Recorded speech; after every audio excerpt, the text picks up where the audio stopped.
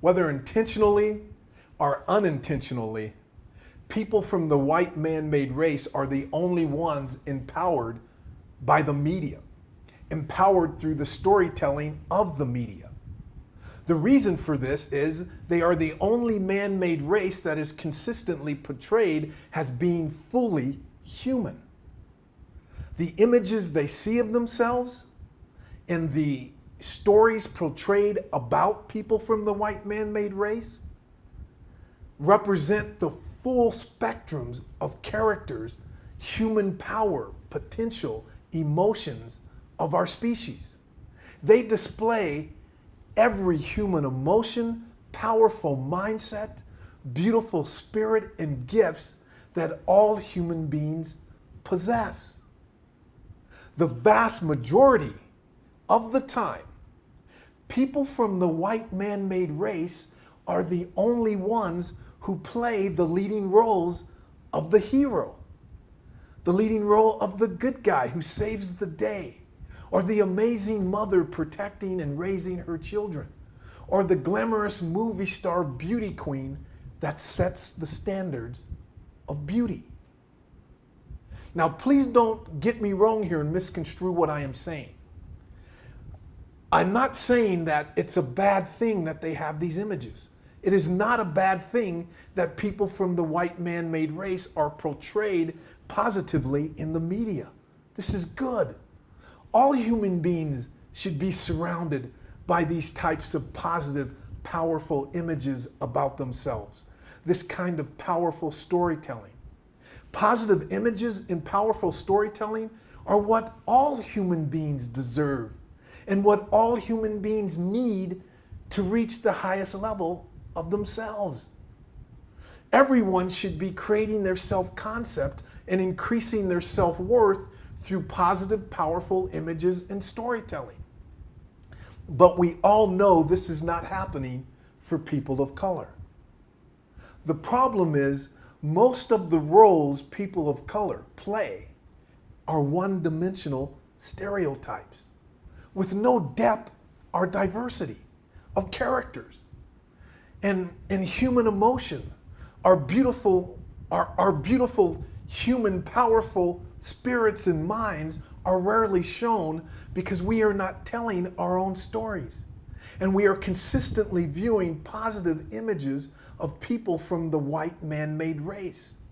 And we have been programmed to believe we are genetically different from them and they are superior to us.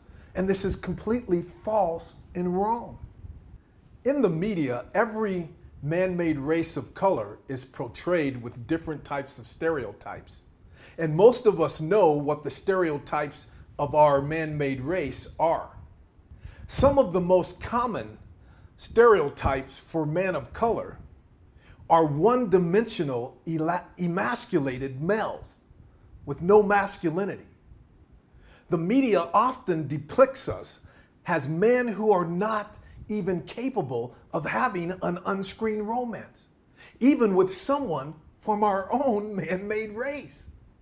We are depicted as being undesirable partners in relationships, men without drive and ambition or sexuality.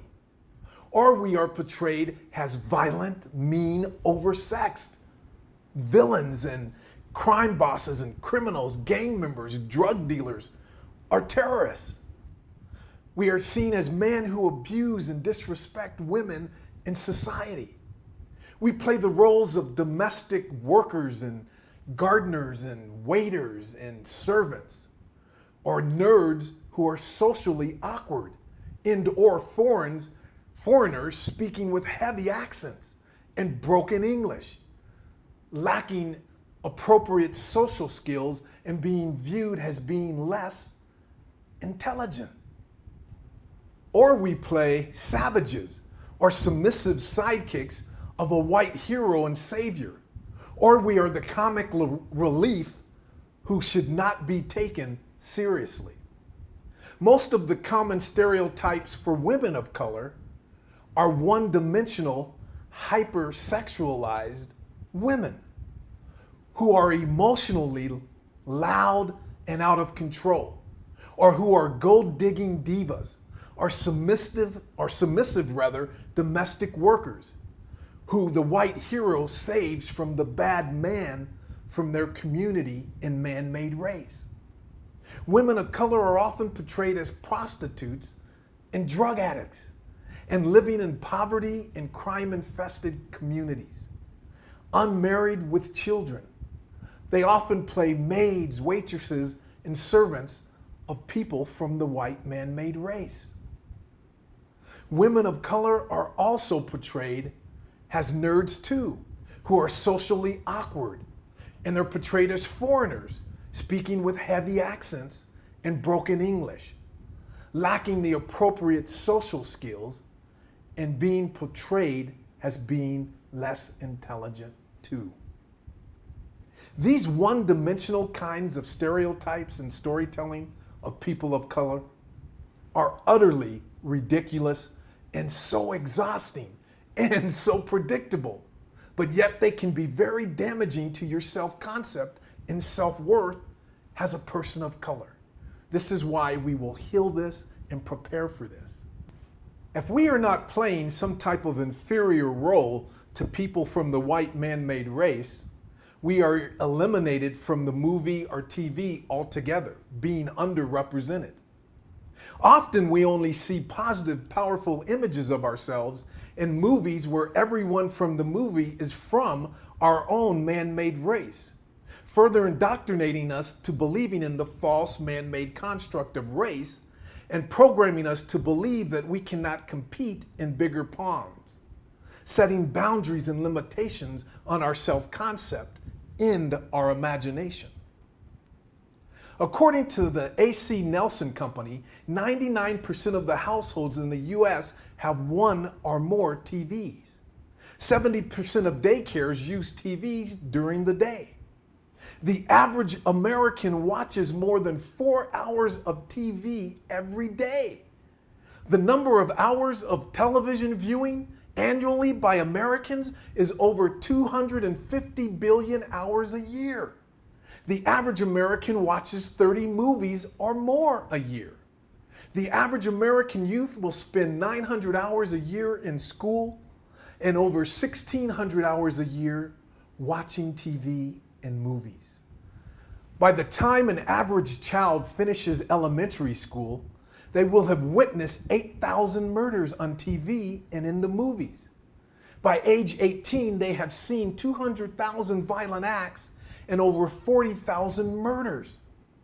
For decades, research and studies have demonstrated the negative effect of violence in the movies and TV are having on the viewer. The American Psychiatric Association has long stated concern with the impact that television is having on human behavior, especially the behavior of children and teens. So think about this. If you conducted a study on the impact TV and movies are having on the self-concept of people of color, what would you find? How many negative, disempowering images have people of color seen of themselves on TV and in the movies by the time they are 18? And if you did a study, how many positive, powerful, heroic, glamorous images people of color have viewed of people from the white man-made race, what would you find? What kind of impact is this doing to our self-concept? To think this hasn't had an effect on your self-concept and people of color throughout the world would be a bit naive. The only study that I know of that really showed the impact was the famous doll study, where they took African American children and the psychologists showed them different dolls, one white doll, one black doll. And the children viewed the white doll favorably and viewed the black doll unfavorably, even calling the black dolls bad or ugly and the white dolls beautiful and good. This was powerful evidence that children and people of color are impacted by the positive images of people from the white man-made race and the negative, inferior images of themselves it was tangible proof of this.